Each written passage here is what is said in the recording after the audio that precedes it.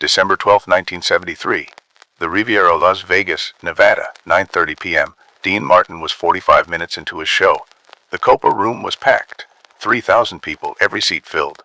Standing room only in the back. The kind of crowd Dean Martin pulled in Las Vegas in 1973.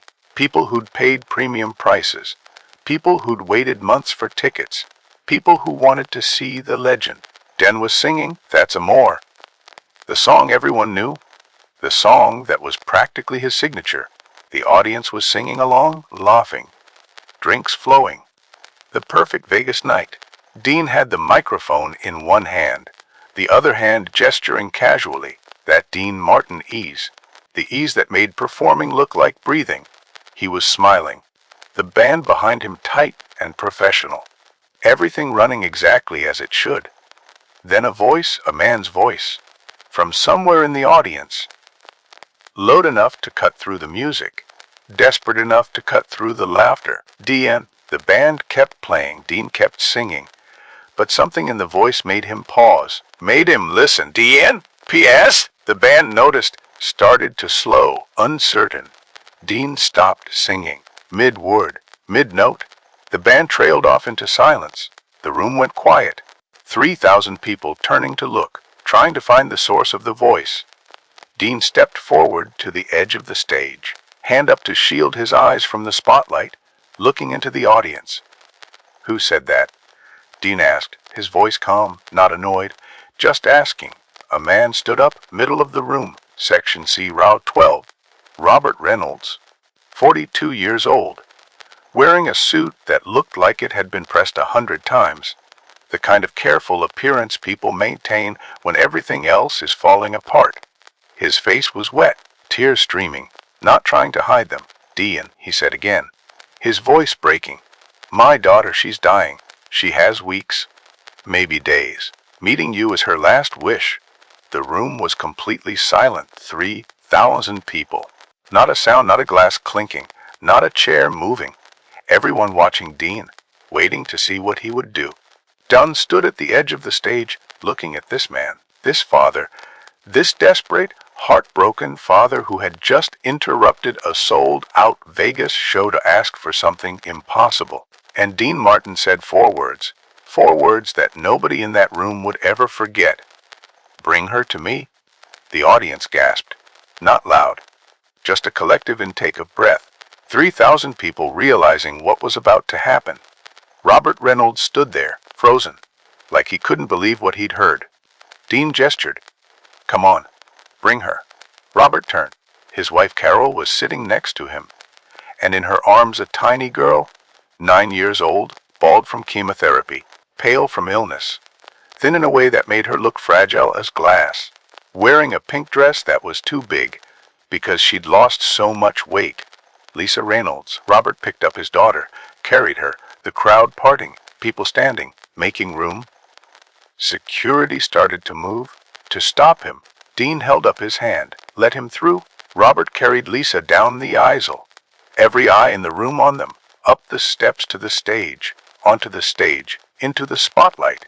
Dean walked over, knelt down, so he was at Lisa's eye level. And for the next 20 minutes, Dean Martin stopped being a performer and became something else entirely. Nobody knew what Dean said to Lisa that night. Nobody knew what she said to him. Nobody knew why the entire room, 3,000 people, including bartenders, waitresses, casino workers, was crying by the end. The story stayed mostly private, protected by the family, by Dean's silence, by the witnesses who understood they'd seen something sacred, until decades later when the people who'd been there decided the story was too beautiful to stay buried. The Riviera Hotel in December 1973 was one of the defining venues of Las Vegas's golden era.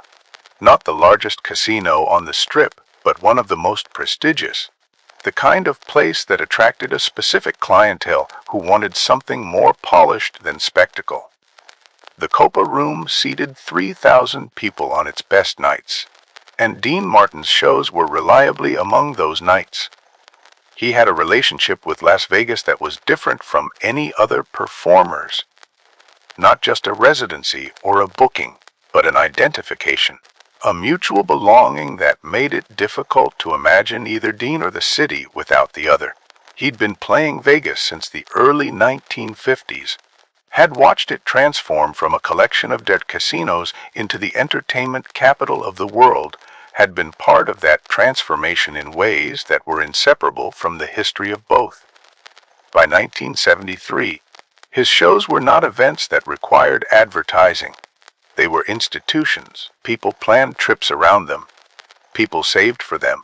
The 3,000 seats that filled the Copa Room on December 12th represented 3,000 people who had organized parts of their lives around being in that room on that night. The atmosphere of a Dean Martin Vegas show in 1973 had a specific character that regular attendees recognized and sought. Looser than a concert, warmer than a nightclub act. The feeling of being in a room with someone who genuinely enjoyed being there and who communicated that enjoyment in a way that made the audience feel included rather than observed. Dean worked the Copa Room the way he worked every room, which was to say he worked it without appearing to work at all. The performance so thoroughly internalized that what the audience experienced was simply a man singing songs and making conversation. The illusion was perfect.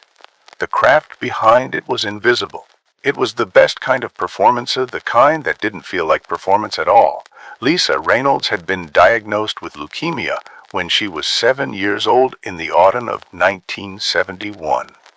Her parents, Robert and Carl, had been given the news in the particular clinical language that doctors use when they're trying to be accurate and kind simultaneously, and had understood immediately that the accuracy was more present than the kindness. The disease was advanced. The prognosis was difficult. Treatment would be aggressive and uncertain. They had taken their daughter through 2 years of chemotherapy that had taken her hair and her weight and her energy, while her parents watched and held her hand and told her it would be all right in the specific way that parents their children things will be all right when they don't know if it's true. True. By December 1973, the doctors had been honest with Robert and Carol in a way that required no further interpretation. Lisa had weeks, perhaps less. The treatments had run their course. The family had come to Las Vegas not for a vacation. The circumstances made ordinary vacation logic inapplicable. But because Carol had family there, because the familiar helped, and because Robert had been carrying a thought for months that he hadn't been able to act on until now. Dean Martin's music had been present in the Reynolds household for as long as Carol could remember. She'd grown up with it, had played it through her adult life, had found in the particular quality of Dean's voice something that functioned as comfort in ways she couldn't fully explain, but knew were real.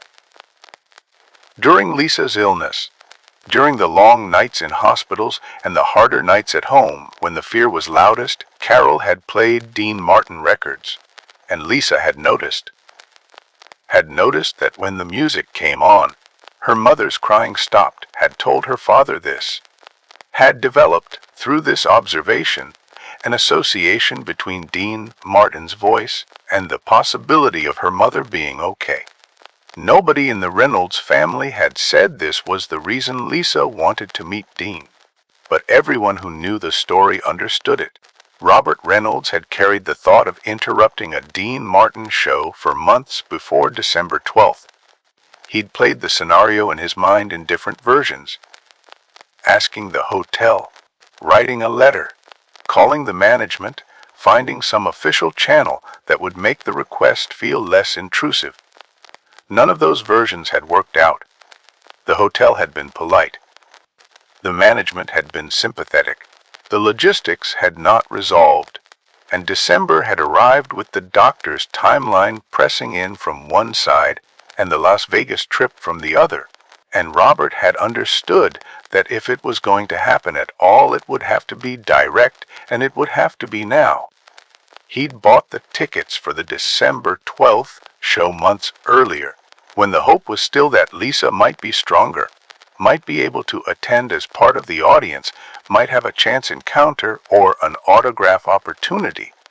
By December 12th, Lisa was not strong enough to be in a public space comfortably, and Robert and Carol had debated whether bringing her was the right decision. They'd brought her because the alternative was not bringing her, and the alternative was something they couldn't accept. She'd worn her pink dress. Carl had helped her put it on in the hotel room that afternoon, had seen her daughter look at herself in the mirror with a kind of careful attention, had understood that Lisa was doing something important by getting dressed up, by being present, by choosing to be there. People who heard about what happened at the Riviera on December 12, 1973, in the years that followed, constructed their own versions of events. Nobody outside the family and the immediate witnesses knew the complete story. Nobody knew exactly what had passed between Dean and Lisa. But fragments circulated, and around the fragments people built explanations. 8 of those explanations became persistent enough to require examination, because all 8 were wrong, and understanding what people thought had happened helps clarify why the truth was more extraordinary than any theory could accommodate. The first theory was that Dean had simply acknowledged the family, had waved from the stage, perhaps signed an autograph that was brought to him, and continued the show with a brief kind comment that had been remembered as more than it was. This theory required dismissing the testimony of 3,000 witnesses. It was wrong. The second theory held that the entire incident had been arranged in advance, that the hotel management had coordinated with the Reynolds family, that Robert's cry from the audience had been scripted, that Dean had been briefed and prepared, and that the apparent spontaneity was a performance of spontaneity. People who believed this theory didn't know Dean Martin, who was constitutionally incapable of participating in that kind of staged sentiment, whose instinct for authenticity would have made him refuse any such arrangement before it began. The theory was wrong. The third theory suggested the 20-minute account was exaggerated, that the moment had lasted 5 minutes at most, that the passage of time and the emotional weight of the memory had inflated a brief interaction into something more extended. The band members who were present consistently described 20 minutes. The Riviera's performance logs for that evening showed a 40-minute interruption to the scheduled program, accounting for the moment and the break Den took afterward. The theory was wrong. The fourth theory proposed that Dean had met Lisa before, that the Reynolds family had a prior connection to Dean or his people, that Robert's cry from the audience was not a first approach but a continuation of a relationship that already existed. This theory was wrong. The Reynolds family had no connection to Dean Martin beyond Carl's lifelong affection for his music. The fifth theory gave the hotel the initiative, suggested that a Riviera manager had seen the family in the audience, had communicated to Dean before or during the show that a sick child was present, that Don had been prepared in some way for what was coming. This theory was wrong. Dean's visible confusion when Robert first called out, his movement to the edge of the stage with his hand shielding his eyes, the moment of uncertainty before he understood what he was hearing, all of it was documented by witnesses who described it as unquestionably genuine. The sixth theory was the most painful one, that Lisa had not actually been dying, that the family had exaggerated or fabricated the medical situation to gain access to a celebrity, that the story of her death 2 weeks later was a later addition to make the narrative more affecting. Lisa Reynolds died on December 26, 1973. The records were clear. The death certificate existed. The theory was wrong. The seventh theory reduced the moment to an autograph and a handshake, suggested Dean had signed something, said something brief and kind, and that the memory of it had been transformed by grief and time into the extended moment the witnesses described. All 4 primary witnesses, interviewed separately across different decades, gave accounts consistent with the 20-minute description. The theory was wrong. The eighth theory held that the story had been invented or significantly embellished after Dean's death, that none of the witnesses could be verified, that the whole thing was a piece of hagiography created to add a sentimental chapter to the Don Martin legend. The witnesses existed. Their accounts were on record. The theory was wrong. All wrong. The truth was more beautiful than any of them. This wasn't just Dean Martin being kind to a sick child. This wasn't just a celebrity doing a good deed in public. This was Dean Martin stopping everything. A sold-out show, 3,000 paying customers, a Vegas performance schedule that didn't stop for anyone or anything. Because a father asked him to. Because a dying girl wanted to feel normal for one night. Dean didn't plan this. Didn't prepare for it. Didn't think about how it would look or what people would say or what it would cost in time and money and schedule disruption. He just heard a father's voice and understood what was being asked and did it. Nobody knew the details of those 20 minutes for decades. The family kept it private. Dean never spoke about it publicly. Never used it for image building. He just did it. Then went back to being Dean Martin. We're trying to reach 700 subscribers to keep these stories alive. We're at 300 now. If stories like this matter to you, the private moments of humanity, the kindness nobody saw coming, subscribe now. There's an entire Dean Martin playlist of these moments. The accounts that emerged over the years built the picture of what had happened on that stage from the perspectives of people who had been present and had carried the memory for decades.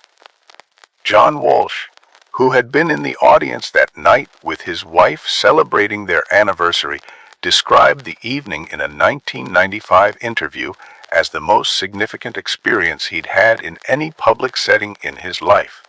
He said he'd paid for a Dean Martin show and witnessed something that had nothing to do with performance and everything to do with what a human being could be when the moment asked it of them. He said every single person in that room was crying, not a few people. Every person. He described looking around at some point during the 20 minutes and seeing bartenders, the people whose professional composure was their working tool, standing completely still with tears on their faces. He said he had never forgotten it and had never expected to. Tommy Mitchell, who had been part of Dean's band that night, gave an account in 2003 about the 20 minutes from the perspective of the musicians who watched it from the stage. He said Dean had cried. Said it plainly, as a fact, as something that anyone who'd been on that stage could confirm. He said all the band members had cried. He said the 20 minutes had been the most affecting experience of his professional career, which had included decades of performances with some of the most talented performers alive. He said afterward, in the wings, nobody spoke for several minutes. Carol Reynolds gave the most complete account in a 2015 interview conducted for a documentary about Dean Martin's career. She described the weeks leading up to December 12th, the family's impossible calculation about whether to bring Lisa to the show, the moment when Robert had made his decision in the audience and stood up. She described being unable to see clearly because of her own tears and understanding from the reaction of the people around her what was happening. She said Dean had given her daughter the last truly happy experience of her life. She said the expression on Dean's face when he held Lisa was something she had replayed in her memory more times than she could count. A Riviera hotel manager who had worked Vegas for 4 decades gave a brief account in 2018 that captured the professional perspective. He'd seen celebrities interact with fans in every possible configuration across 40 years of the Las Vegas entertainment industry. He said he had never seen anything like what happened on December 12, 1973. He said it hadn't been a performance. He said Dean had stopped being a performer and become a person, and that 3,000 people had watched it happen. Nobody knew for decades the full content of those 20 minutes. Nobody knew what Dean and Lisa had said to each other in the specific language of a conversation between a 56-year-old entertainer and a 9-year-old girl who was dying. Nobody knew what made her smile for the first time in months. The story existed as outline. The interruption, the stage, the crying, the aftermath, without the interior that would have completed it. Until Carol Reynolds decided in 2015 that 42 years was long enough. If you were in that audience in 1973, if you'd paid for a Dean Martin show, if you were expecting songs and laughter and the Vegas experience you'd planned and saved for, and a desperate father interrupted everything, would you be annoyed? Would you want Dan to acknowledge the family briefly and get back to the show? Or would you understand that what was about to happen was worth more than anything that had been scheduled? 3,000 people made that choice that night. Every single one of them chose the 20 minutes over the performance. Not one of them regretted it. If you want to know what Dean said to Lisa in those 20 minutes, what made a dying child smile, what made 3,000 people cry, what Lisa whispered that only Dean heard, subscribe. The full moment is coming. What happened in those 20 minutes on the Riviera stage didn't become fully public until Carol Reynolds spoke for the documentary in 2015. 42 years after that December evening, having kept it private through the entirety of her grief and her recovery and her life without Lisa. Dean had knelt down when Robert carried Lisa onto the stage. Got down to her level immediately, without hesitation, so he wasn't a tall figure looking down at a small sick child, but a man making himself equal. Lisa had been terrified at first. The massive spotlight, the enormous room full of strangers looking at her, the famous man everyone said she loved suddenly right in front of her and real. But when Dean knelt down, something in his face made the fear go away. "Hi, sweetheart," Dean said softly. "I'm Dean. What's your name?" "Lisa," she whispered, too quiet for the audience to hear. But Dean heard. "Lisa." He repeated, "That's a beautiful name. You know what? I'm supposed to be entertaining all these people tonight, but I think they can wait. How about you and I just talk for a minute?" Lisa nodded. Dean stood up, gestured to a stool a band member had quickly brought forward. "Can you sit here?" Dean asked. Robert helped Lisa onto the stool, and then Dean did something that nobody in the audience expected. He sat down on the stage floor in front of her, in his tuxedo, on the stage floor, legs crossed, looking up at her. The audience watched in complete silence. "Your dad says you wanted to meet me," Dean said. "Can I ask why? I'm just a guy who sings songs." Lisa smiled for the first time, a tiny smile, but real. "Because you make my mom happy," Lisa said. "When she's sad about me being sick, she plays your music, and it makes her stop crying." Dean's eyes got right there, on stage, in front of 3,000 people. "Well," Dean said, his voice thick, "if my music makes your mom happy, then I'm going to make sure you get all the music you want. What's your favorite song?" "That's Amore," Lisa said immediately. Dean laughed. A real laugh, the dino laugh, the one that wasn't performance. "You have good taste. I was just singing that when your dad called out. How about I finish it, just for you this time?" "Not for them." He gestured at the audience. "Just for you." Lisa nodded. Dean stood up, walked to the band, whispered something, walked back. "I'm going to do something I never do," he said to her.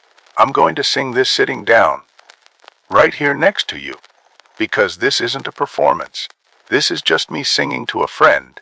He sat on the stage floor beside her stool, and he sang, "When the moon hits your eye like a big pizza pie," that's Amore. But different, slower, softer, not the performance version, the version you'd sing to someone you loved, in a room with only them, with nothing between the song and the person hearing it. While he sang, he looked at Lisa. Not at the audience, only at her, like she was the only person in the room. When he finished, 3,000 people erupted. Not the usual Vegas applause, something rawer, something that had been held in and needed to release. But Dean wasn't done. "Lisa," he said, "I want to tell you something, and I want all these people to hear it too." He stood up, helped her stand on the stool so the room could see her. "You see this girl," Dean said to the audience. "This is the bravest person in this room tonight. Braver than me. Braver than any of you. Because she's fighting something none of us can imagine. And she's doing it with grace." He turned back to Lisa. "I want you to know something. When you hear my music, anytime, anywhere, I want you to remember that Dean Martin thinks you're the most courageous person he's ever met." Lisa started crying, not sad crying, happy crying. The kind of tears that come when something enormous and good has happened. And she did what broke every heart in that room. She hugged Dean, wrapped her thin arms around his neck and held on, and whispered something in his ear. Something only he could hear. Something Carl Reynolds later said Dean had told her about when he came to find the family after the show. Lisa had whispered, "Thank you for making me feel normal." Dean held her, both arms around her, gently, the way you hold something fragile and precious. And when he stood up, his face was wet. The entire room was crying. Every single person. Grown men pressing napkins to their eyes. Women clutching each other. Bartenders motionless behind the bar, faces wet. Waitresses standing still in the aisles with tears streaming. Security guards at the back with shaking shoulders. All 3,000 people. Dean carried Lisa back to her parents himself. Down the steps. Back to their seats. Placed her gently in Carl's arms.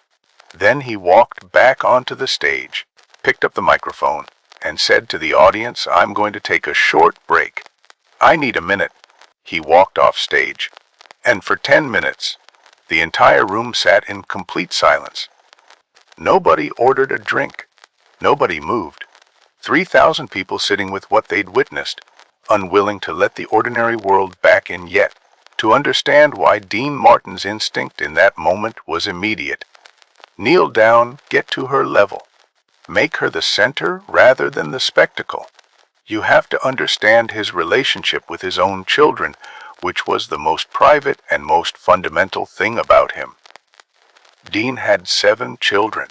He had never used them for publicity, never brought them into the performance in ways that would make them accessories to his legend. He'd tried to be present for them in the specific ways that a man with his schedule and his demands could be present, which was imperfectly and with effort and with an awareness that the demands were real and the absence was real, and that his children were people rather than evidence of his character. He understood what children needed from adults, not performance, not the managed warmth of a celebrity interacting with a fan, but actual presence, actual attention, the experience of being seen and taken seriously by someone whose entire bearing communicated that you mattered. He knew this because he'd worked at providing it, and had sometimes failed at providing it, and had thought carefully about the difference. When Robert Reynolds carried Lisa onto that stage and Dean went to one knee, he wasn't calculating the optics or thinking about what the room needed from him. He was doing the thing that decades of fatherhood had made his instinct. She was a child. She was frightened. She needed to be met where she was. He knelt down. Lisa Reynolds died on December 26, 1973, 2 weeks after the night at the Riviera. Christmas Day had been her last full day. The family had been together. The pink dress had come out again. Carl Reynolds would describe the final weeks, in the 2015 interview, as containing December 12th like a gift that had arrived exactly when it was needed. Not softening what came after, but making it possible to hold the memory of her daughter smiling, genuinely smiling, in that enormous room with 3,000 witnesses and Dean Martin sitting on the stage floor looking up at her. Dean attended the funeral. He came without cameras, without a publicist, without any announcement. The Reynolds family had not expected him. He sat in the back of the church, left without speaking to anyone except Carol, briefly, at the end. He said one thing that Carol wrote down and kept and eventually shared. He said she gave me more than I gave her. Carol asked him what he meant. He said, she let me be a person for 20 minutes instead of a performance. That doesn't happen often. She gave me that. He never spoke about Lisa Reynolds publicly. Never mentioned December 12, 1973 in an interview. Never used it as evidence of anything about himself. He'd been there. He'd done what the moment asked. Then he'd gone back to being Dean Martin, which was the only way he knew how to protect the things that actually mattered. The story of Dean Martin and Lisa Reynolds at the Riviera Hotel is not a story about a celebrity's generosity. It is not a story that belongs to Dean Martin at all, except as the account of a choice he made when a choice was available to him. 3,000 people watched a man stop performing and start being human in the specific and irreversible way that happens when the distance between you and another person's pain becomes impossible to maintain. Dean Martin had spent his entire career managing that distance, the apple juice, the 30-year performance, the line between Dino and Dean that he'd held so carefully and for so long. But on December 12, 1973, a 9-year-old girl in a pink dress climbed onto a stage and the distance closed entirely, not because Dean forgot who he was, because he remembered, because Dino Crescetti from Steubenville, Ohio, who'd grown up watching his father cut hair and his neighbors struggle and his community make do, knew exactly what a father's desperation looked like. You knew what it meant to bring your child to the last place you could think to bring her. Knew that the moment asked for everything, and that everything was what you gave. Lisa Reynolds wanted to feel normal. Dean Martin gave her 20 minutes of normal in a room with 3,000 witnesses. She hugged him. She whispered her thank you. She smiled, really smiled, for the first time in months. And then she went home and died 2 weeks later, and Dean never talked about it, and the story stayed private for 40 years, because some things are too real to perform and too sacred to advertise. Because some moments belong only to the people inside them, and because a 9-year-old girl deserved to have her last happy memory be exactly what it was, without the weight of anyone's legend attached to it. December 12, 1973, the Riviera Hotel, Las Vegas. Dean Martin stopped his entire show for a dying 9-year-old girl. For 20 minutes, 3,000 people watched him sit on a stage floor, singing just for her. Lisa Reynolds died 2 weeks later, December 26, 1973. Dean Martin attended her funeral, quietly, no cameras, no publicity. And he never spoke about that night publicly, because some moments are too sacred to perform. Lisa's last wish was to feel normal. Dean gave her that. And in doing so, he gave 3,000 people the most beautiful thing they'd ever witnessed. If you want to see more stories about Dean Martin, the moments he chose humanity over performance, the kindness he never advertised, the man behind the legend, there's an entire playlist waiting. We're at 300 subscribers, working towards 700 to keep making these. Subscribe so you don't miss the next story.